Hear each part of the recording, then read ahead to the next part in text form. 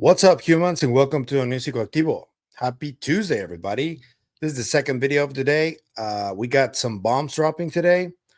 The last one was, I think, the biggest, but this was pretty big too.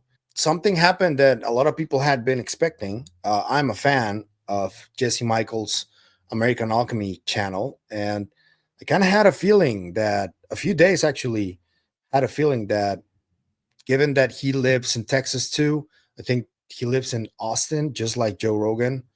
Kind of had a feeling that he was going to do the show, and it finally happened today on Tuesday, June 3rd.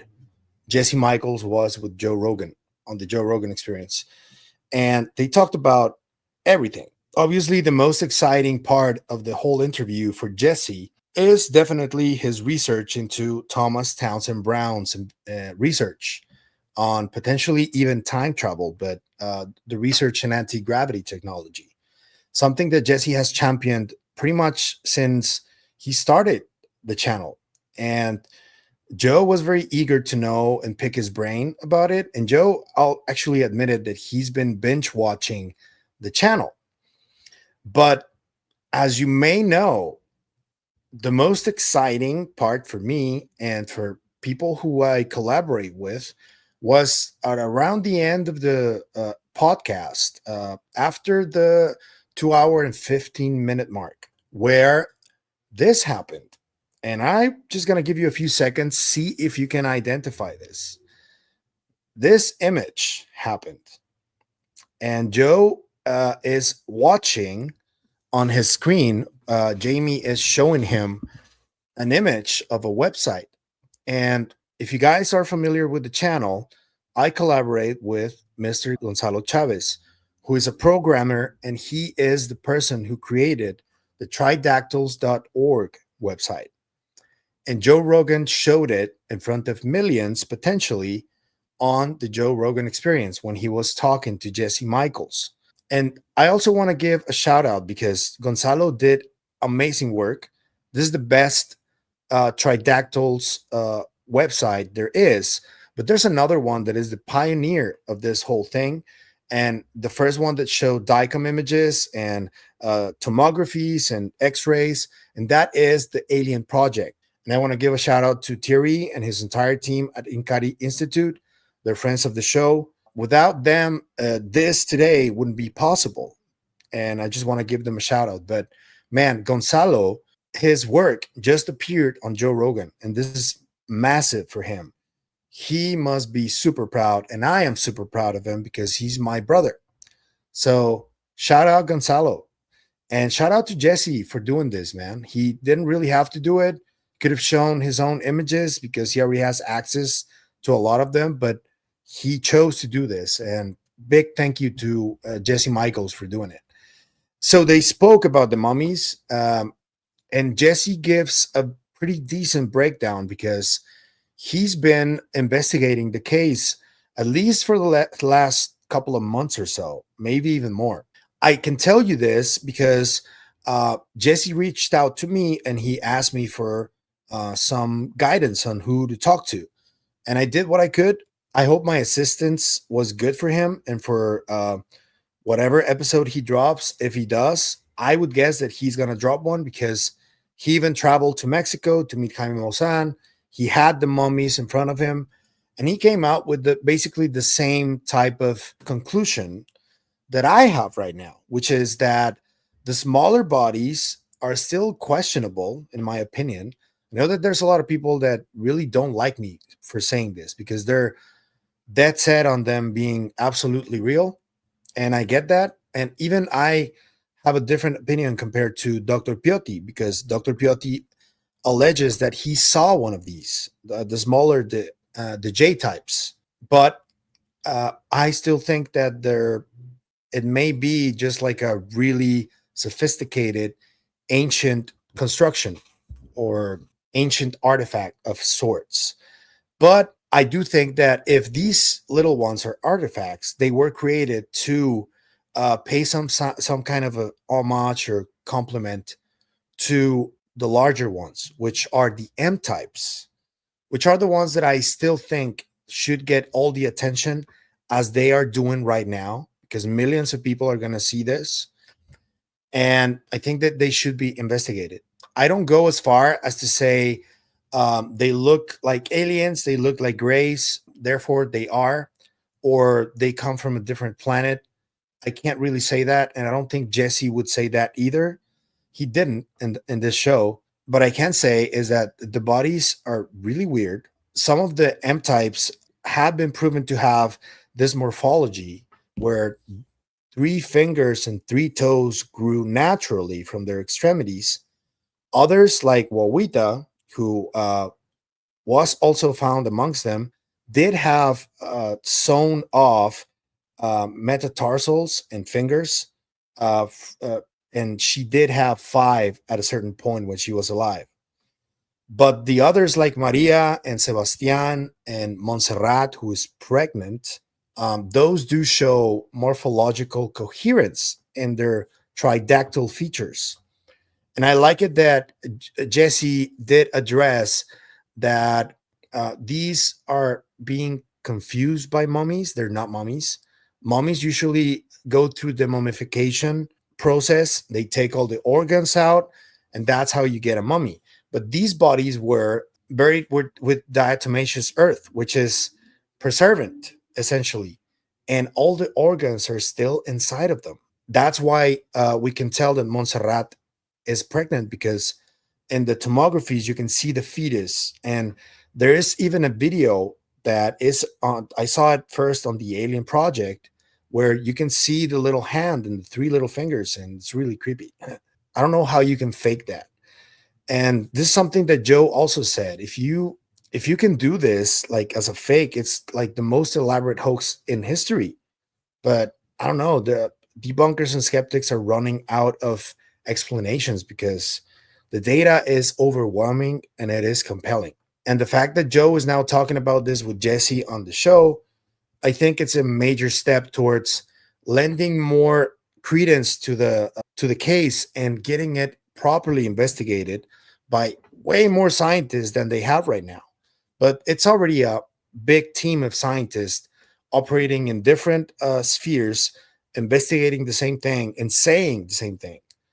And something that I think it's a valid talking point is that every scientist who has looked at these in person becomes convinced that at least the larger bodies were once living beings, and they have tridactyl hands and feet. So that's as far as we go. But I do want to show you just a little clip of Jesse talking to Joe about this. And there are 3 different types. There are S types, which are these little winged creatures. There are J types. The J types are probably, they were most popularized in this Mexican Congress where these things were outed in September of 2023. So Jesse's talking about the Jaime Maussan thing with the little bodies that I already told you my opinion on them. I'm sorry for people who want to come at me in the comments. This is just my opinion now. But yeah, Jesse is taking a dual approach of talking to every scientist involved in this. And this is a major point of contention constantly because there seems to be some kind of disagreement between one team and the other. And in the US, there's a lot of controversy because of some of the people involved in the case. And one of those people is Jaime Maussan. And I already told you guys, Jaime, I interviewed him. He was actually my very first interview in these topics. And he seems like a really decent guy. I do think that there's a lot that comes with Jaime that sometimes can rub people the wrong way. And I get it. But I think that what Jesse's trying to do here by giving everybody involved their time to present what they have investigated, I think it's a diplomatic approach that I really do appreciate. This is the type of thinking that I like and that I try to enact whenever I can. Where they look like almost close encounters. Jamie, if you scroll down, like you see that Peru's Congress, like right there. like that thing looks like this like jokey like Close Encounters of the Third Kind. Like Yeah, it looks like totally fake. it looks totally fake, right? So those are the J types. They're like 25-ish, maybe 25 to 30 But of then there's the those. ones that they've X-rayed, and that's where it gets really weird. The weirdest ones that I was talking about, the forensics people kind of evaluating, are these M types. These are like 4 to 5 feet. They look pretty anatomically consistent. Have you seen them in person? I have. Really? Yeah. And what was your feeling? My feeling was, it was this, Keep those images up, please. it was as with a lot of these things, oscillating between, holy shit, this thing is not from here, and then, dude, you have to like chill, and like there's so many other things, you know, there's so many other gates this has to get through for us to actually, you know, verify this stuff. See if you can get that, go the X-ray. This is consistent with what a lot of people have been telling me from my circles that I run with subject matter experts, other scientists. I actually have shown some of the data to forensic scientists here in Tijuana, and they are also puzzled because of a lot of the noise that has been taking place around the case. But they see the evidence and they see the data and they go like, wait, this is weird. And it's the same feeling that Jesse, I guess, is explaining here. And it's only natural. I mean, what I hope is that with this, more people can look at this and it garners more attention and more professionals dare to take that step and request for data. The way you can do that is, for starters, is to go to the tridactyls.org website, because that's what it was intended for. Anybody who's a professional who wants to cover this topic in an honest fashion, they can go to the website and request the data, and then you can look at it for yourselves and you can get to your own conclusions about what these are or aren't. So that was the main goal, and I'm really happy that Jesse was able to talk about this here in such a public setting. And yeah, the other topics they talked about generally were involved with UFOs. They talked about history a little bit. They talked about AI too, the dangers of AI. They showed like a bill that was trying to pass, where they essentially give a pass to AI for it not to be regulated for the next decade. And then after a decade, it can be regulated.